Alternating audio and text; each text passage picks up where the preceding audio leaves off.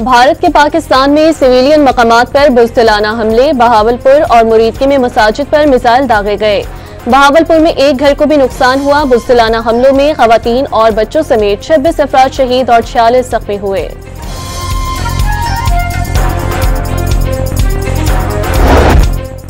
भारत के 80 तैयारों ने रात की तारीकी में हमला किया। अफवाज के जवाब ने तारीक रात को चांदनी रात बना दिया।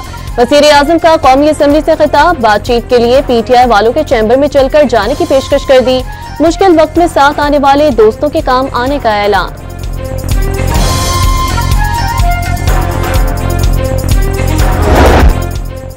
हमला किया है तो भारत पाकिस्तान के जवाब का भी हौसला रखे। बिलावल भुट्टो का पैगाम। पाक फजाइया ने भारतीय तैयारों को मच्छरों की तरह मार गिराया। अफवाज पाकिस्तान को खराज तहसीन। और पाकिस्तान ने भारतीय जारहियत पर उसके 5 जंगी तैयारे और 7 ड्रोन्स मार गिराए। श्रीनगर एयरबेस हमले में कई तैयारे जल गए। मकबूजा कश्मीर बटालियन हेडक्वार्टर तबाह। पाक फौज ने कंट्रोल लाइन पर कई भारतीय चौकियां उड़ा डाली। भारतीय फौज ने जान बचाने के लिए सफेद परचम लहरा दिया।